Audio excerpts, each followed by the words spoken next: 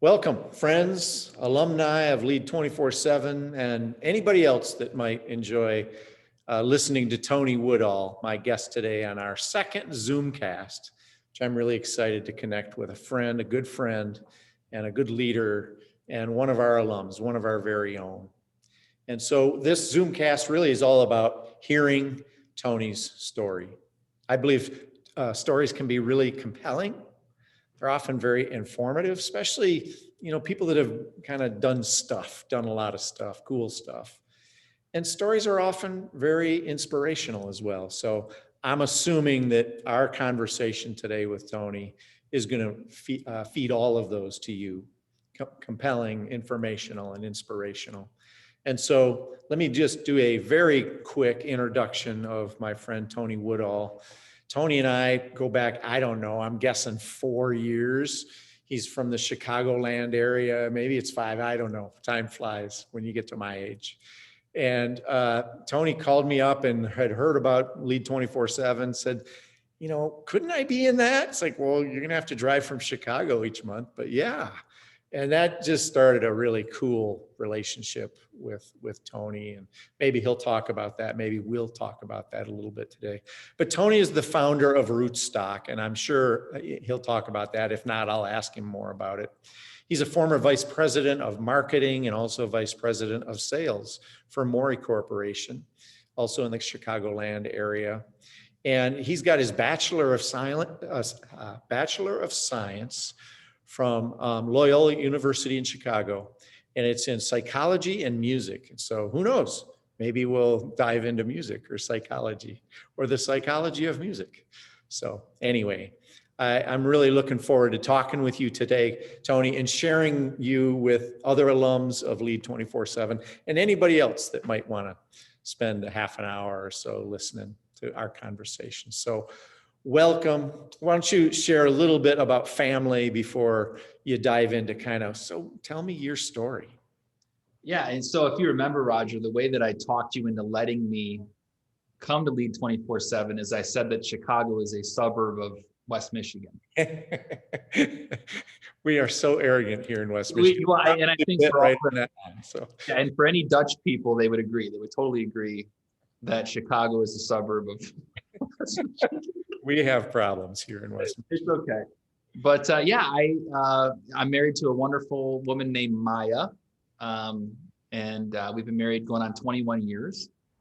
And we just booked our trip to Vegas to celebrate our 20th anniversary because last year we got ripped off and we didn't get to go anywhere. Yeah. And so we're going to Vegas, and that's probably the trip where whatever happens there I can take back because my wife's with me. It's fine. It's great. It's going to be fun. So 21 years with her, and we have 2 children. We have a 19-year-old son, Josh, who's going to Wheaton College here. And then we have a 3-year-old named Ellie. Yeah.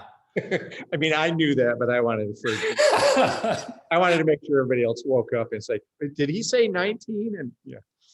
The other day, Roger, she was running around with her pants off, and I had to get her out the door. And I just said to her, I'm 45. I can't be. She didn't care. So it's we do them one at a time in the Woodall house. We raise them one at a time. So, but that's my story. That's my family. Yeah. Very cool. So for people to get to know you, just kind of walk through, not your full lifeline per se, but kind of walk us through your story. And I may interject every now and then with a question. I may not. I may just sit back and take it all in. Sure. Well, I'm the second oldest of 7 kids. And there's 6 boys and a girl, and I'm the second oldest. And I was a military brat. So my dad was in the Navy. He was an enlisted guy in the Navy. And of course, he grew up at a time during the Vietnam War. And so for him to dodge the Army, he joined the Navy, which is pretty smart, actually. But he joined the Navy. He actually liked it. He stayed in for 20 years. And so I moved everywhere. I was born in Florida. I lived in Virginia, lived in New York. Every 2 years or so, we would move. And then we settled in Michigan. In my high school years, we settled in a really small town on the east side. And you can do this. I love talking to Michigan people because you get this. But you're over here, which is Chicagoland. But over here, in the middle of the thumb, is this place called Brown City. And it's a really, really small town. And I grew up in military complexes and lots of kids around and lots of diversity. And then I moved to this really, really small town in the middle of Brown City, Brown City. How old were you at that point? I was in high school. I was just getting into high school. And, this was farming and creeks and fishing. And I'm a city kid, And, but anyway, but we went to high school there. It was really interesting. I realized very quickly, I'm not good at blue collar stuff. I worked on a farm 2 summers. I broke everything twice. And I went to college. I was the first one to go to college in my family. My whole line, I was the first one to go. And it's not because I'm smarter than them. It's because I wasn't good at blue collar work. Honestly, I was. They kicked me out. So I did. But I went to college, and I started at Saginaw Valley State University, and then I transferred to Loyola Chicago, and met my wife at Loyola, and. Really interesting story there, but met her, and she's a refugee, actually. She's a Jewish refugee from Russia, and I'm like, I need one of those. I got to get me one of those. But spend an hour just talking about the dynamics between the two of you. Yeah, but it's been good, and and then I started my career. I started my career coming out of college at Loyola. And that's kind of getting me into the career time. I don't know how far you want me to go or what you want me to say, but that's my story getting into college, I guess. All right. Great. And yeah, and so I just want, in a half an hour's time or so, something like that, I just want people to get a really good sense of who you are and what has happened in your life. So you get out of college. What, did you find a career instantly, or what was the next step? I really fumbled my way through college, and so I was thinking about this, getting ready for you today, and I was thinking that, like, my whole career could probably be summed up in 3 phases. The first phase I would call the grace phase, and really coming out of college, I really barely got through school. I had a rougher childhood in some ways. I didn't have any mentors. I was in Chicago by myself. All those kinds of things. And I met someone at a publishing company, a guy named Mike Kramer, who just passed away like 2 months ago. But Mike Kramer, he gave me an internship out of school. I had a psychology degree, which you said it was a bachelor. Very nice of you to say Bachelor of Science. I think engineers and doctors are like cringing when you said in psychology, but well, sometimes we just say BS. So that's really what applies for any of my psychology majors. I'm with you. I love you. Okay, but I just patched together a career. And so Mike Kramer gave me a chance, and I say it's grace because, man, was I rough, rough around the edges, angry. I was in sales. I was very driven. I was good at sales, but man, I ran people over. And Mike was really, he said to me, Tony, let me tell you why I continue to employ you. He said, I'd rather rein in a stallion than whip a mule. And I was just full of P and V, I've heard many leaders say that, by the way. It's so much easier to try to pull someone back than light a fire. So anyway, good. Yeah, and as long as you can bury the body somewhere, you're. But I was good. I was good at what I did, and it wasn't like he wasn't getting anything out of it. But it cost him something to have me on his team, and so that was in Chicago, Law Bulletin Publishing, the oldest privately held company in Chicago, and so. We were opening up an office in the Detroit area, and I asked him if I can go, because my mom at the time, this is back in the year 2000, my mom was dying. And I wanted to be closer to her. And so I came back to Detroit, and through a bunch of fits and starts and twists and turns, I ended up running that office round about the age of 25. And I call it the grace era, because I had no idea what I was doing. No clue. to the point that we ended up shutting down that branch. Now, younger me would blame it on me. Older me knows that it's really the mentors and leaders around me to make that work. But I mean, we had I think we had 18 staff. I hired and fired 30 people in a year. Wow. Wow. Self-awareness. But, it was a grace time, and Mike loved me, and Mike Kramer loved me, and he gave me a shot. And I finally just, it was an older company, and it was old money, and it was probably just a small loss for them to even have that office. But I closed it down. I couldn't do it anymore for them. And so, and then I moved into another company, a really, really fast moving, high flying consultancy, at the time it was called Atwell Hicks. Now it's called Atwell Group. And really what they did was they would come alongside land developers and help them buy land, entitle land, and then flip it to home builders. And this was back in 2004 through 7. So, maybe you've seen the movie, The Wolf of Wall Street. Yeah. That's kind of what it was. It was just crazy developers buying thousands of acres all over the country. And we were just running alongside them, making sure they didn't get sued. I was their first marketing director. I was their first branding guy. They didn't even know what branding was. And we did great. But that was, again, the theme is mercy here, Rodger. What does it profit a man to gain the whole world and lose his soul? Yeah. It was a time of testing for my character. It was a time of testing for my marriage. Were you a faith-based person at that point? I had a radical encounter. I would, I don't know who your audience is, but I'm just going to say what it is. I had a radical encounter with Jesus in the year 2000. Okay. I really did. I would say that I met Jesus, but it's kind of I had a lot of understanding of the truth of who he was, but not a lot of functional faith. Okay. I know you well enough to know that you're a person of faith now, deep faith. I am. And Functional faith. Be real. If ever I, am interviewing an atheist, I'm going to ask, so, talk to me about those beliefs. And so anyway, I just want you to be able to share who you are. Yeah. Okay? Yeah. I love Jesus today. I serve, I do all that. But back then it was,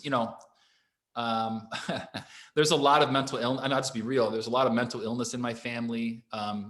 It was a combination of just getting married, some bipolar stuff that I was struggling with, honestly.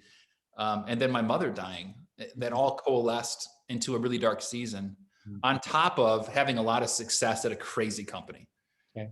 And the Atwell Group is still around today, and they're great and they're awesome. But back then, anyone in real estate back then would say it was nuts. So, but I call it the grace season because of the personal character side. And how do you define grace? Grace, I mean, you can say it a couple different ways. I would say it's unmerited favor or unmerited mercy. All right. Just I don't deserve the chance. I don't deserve the forgiveness. I don't deserve the opportunity, but I have it. And I don't deserve for you to keep believing in me, but you do. Yeah. Very cool. That was the grace. I know that word gets thrown around, and I always like to, how are you using it? So unmerited favor or unmerited mercy. Okay. Definitely. What was the next phase of life then? Yeah. So I quickly, I was there for 3 years. I learned a lot of good businessy stuff for real. But then I moved on. I had to get out of there for the sake of my family, my own soul, really. And so I jumped into a small startup. I bought into a company, and I would call this next phase the humility phase of my career. Okay. So grace, and then now I'm in the humility phase. And the humility phase for me, and I think a lot of people will resonate with this, is just because you're good as an individual contributor does not a leader make you. That was horrible grammar. Let me try that again.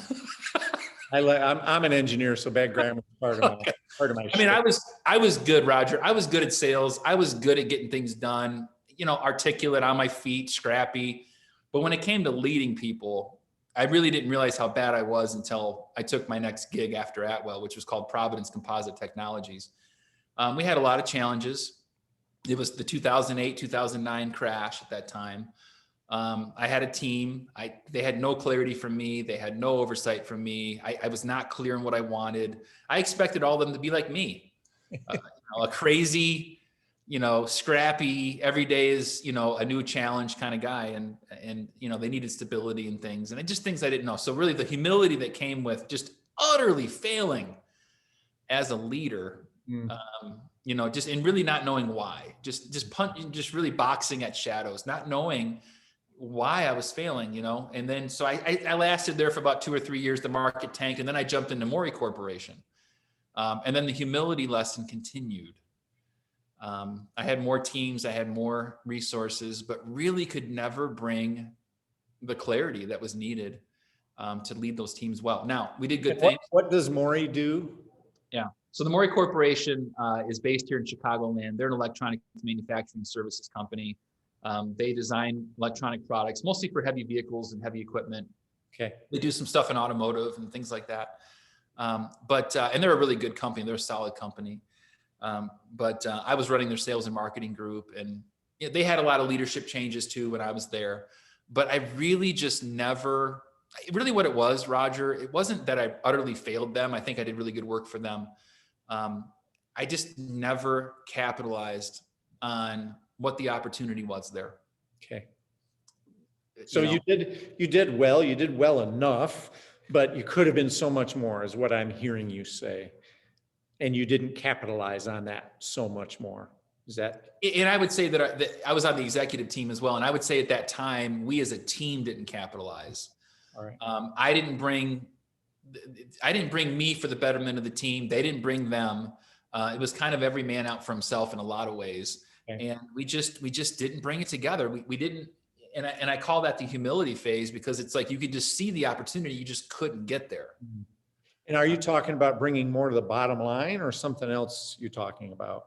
I'm talking about seeing where the market's going, seeing where we're positioned in the market. I'm saying like, what is our purpose? What are our values? How do those filter down into everyday life? What is our culture about? Shaping culture, building teams, all that kind of stuff.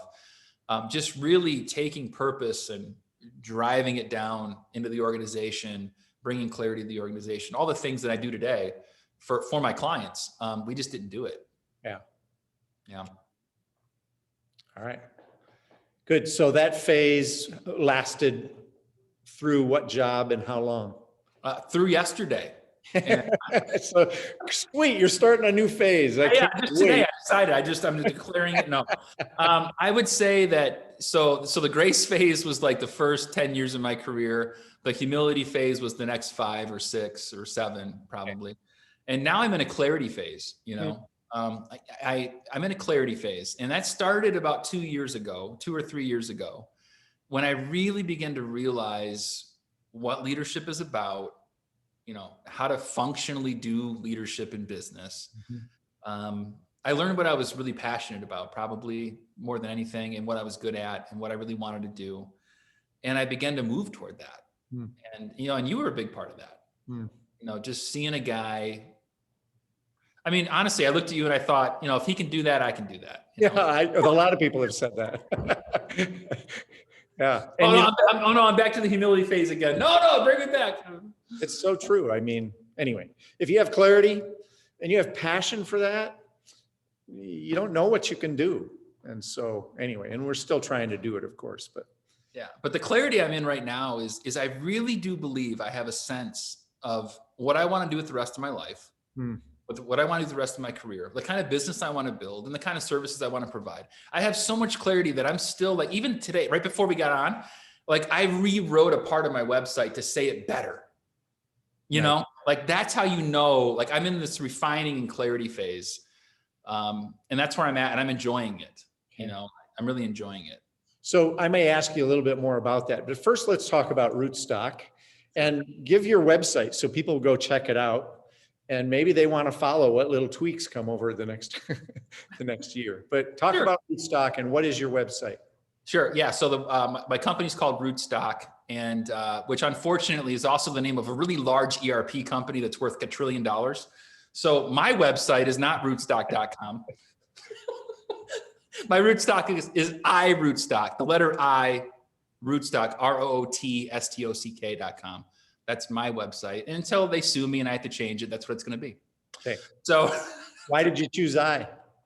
I rootstock is really at the highest level what I'm trying to get every leader to do. Okay. Let me just describe this weird thing and I'll try to get in and out of this in 2 minutes. Okay.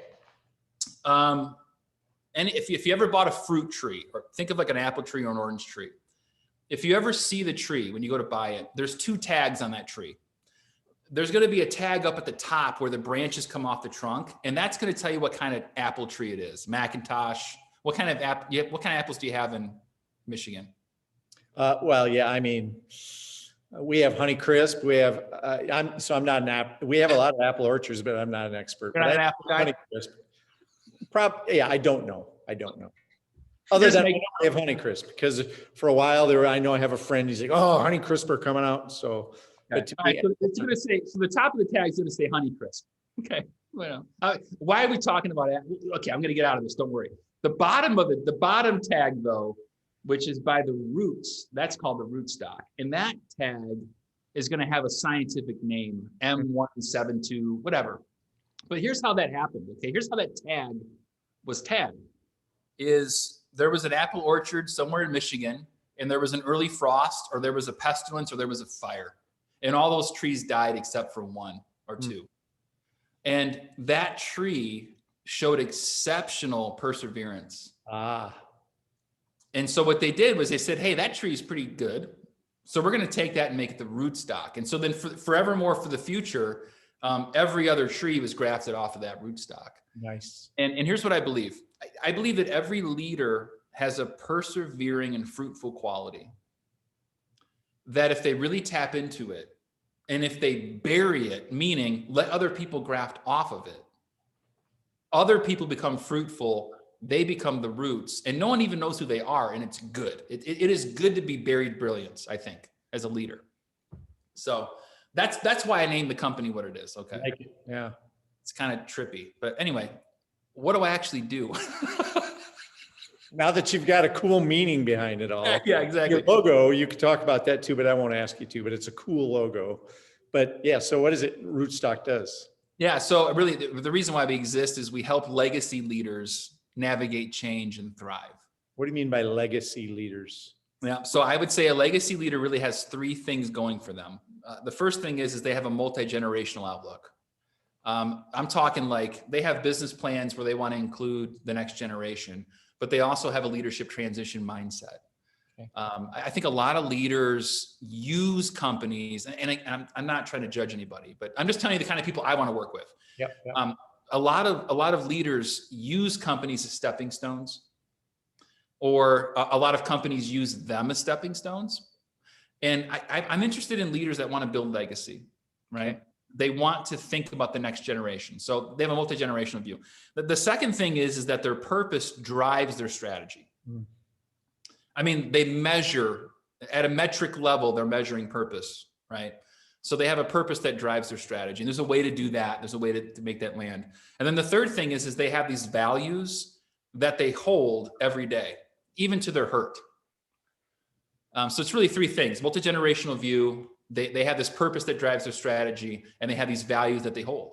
And that's what a legacy leader is to me. Yeah, love it. So the word purpose, sometimes people will use mission. There's a lot of that being talked about these days. And we talk, of course. I still think we're learning a lot about the understanding or even the science of what purpose is. But how would you describe, when you say purpose, what do you mean by that? I mean, I'm going to use your words.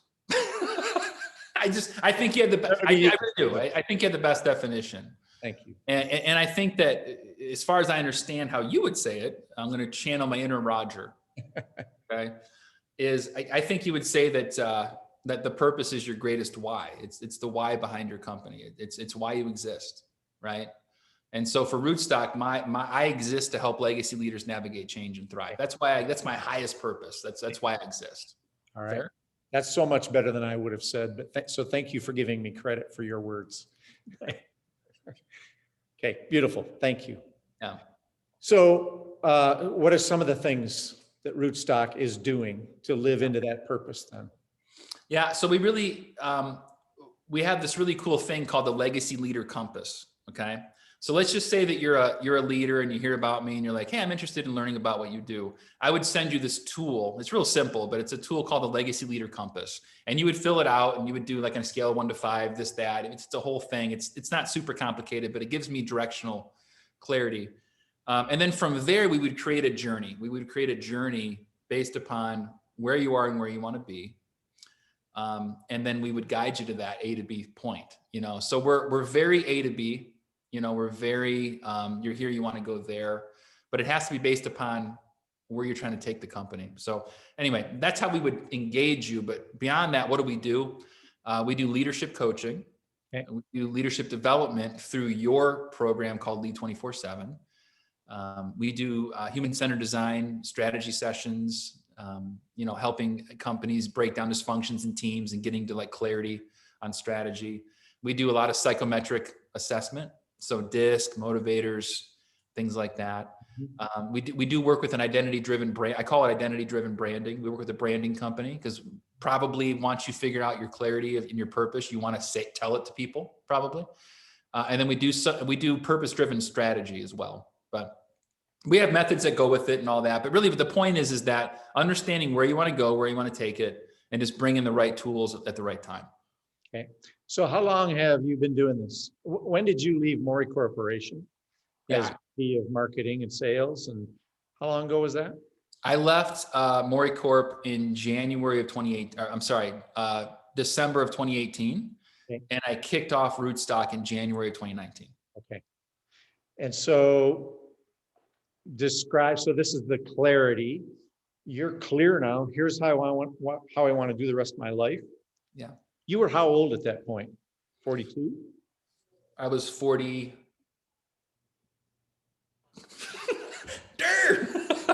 42. Yeah. I think I was 42. Yeah. So a few, 3 years ago, I think I heard you say that you're 45. Maybe you were just trying to milk extra years to make your daughter feel sorry for you. But yeah. So I don't think you and I have ever talked about this. One of my other kind of partners in crime and mentors around this leadership stuff, he used to ask me, so Raj, how long do you think it takes for someone to have this perspective of a 40-year-old? And I would hem and haw, right? We'd play this game sometimes in front of people. It's like, I think it takes about 40 years. And so as brilliant as someone may be, the phases you talked about, I think, I almost said, you remind me a lot of a human. Because sorry, man, especially maybe a male human that's like, you know what, that's just, I don't want to say you're not special, but what you went through is very common. I need grace because I'm so full of myself. There's a season where I just need grace. And then that's grace. It's like, you've had enough. Gonna pull that out. You're gonna let it crumble now. And then there's humility you have to deal with. And then it's, I'm using 40 just as a figurative number, not literally 40. But I just believe, generally speaking, 40 is a great launching pad. I've learned a bunch now. I'm so much wiser than I used to be. May not be as smart as I used to be. Yeah, wise. Because I've forgotten a ton now, but now it's time. And so that's what I'm hearing you say. In that neighborhood of 40, it's like, I now know who I want to be. Yes. And I'm going to go after it with passion and clarity. And those two together are powerful. Yeah. And by the way, I was 57 because I'm on the DISC scale, I'm a high ass. And it's like, if normal people could do it at 40, it's going to take me double that. So anyway, it's so cool for me to be clear about here's why I'm living. Here's where I want to go. Here's what we're doing. Here's what our team is doing. Have passion and clarity. Are you finding that same thing?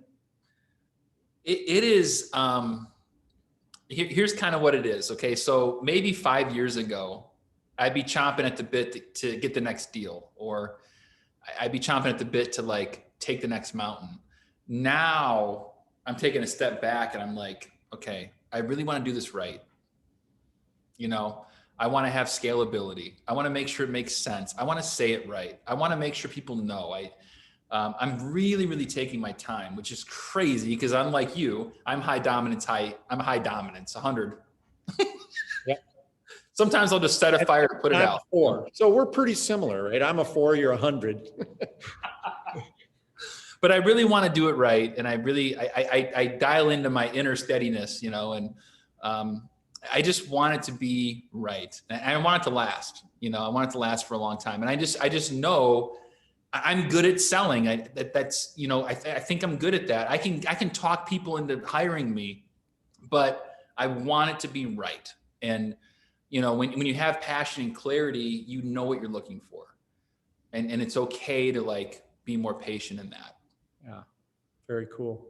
Yeah. Well, I love who you are. I love you. I love what you're doing. And my hope is that people hearing your story, there's going to be some things that connect with them, whether they're 30 in the grace period and going, no, I got it figured out long ago. It's like, okay, good luck with that. Or whether they're 80 looking back on, I'll bet there's some really cool nuggets for anybody that watches this. As I start to wrap our conversation up, are there any words of wisdom, either you want to underline and highlight, or you didn't really get to them yet, but are there any words of wisdom that you would share with your clients, or those that are, you know, on the journey with all of us from the alumni things, like, let's be amazing.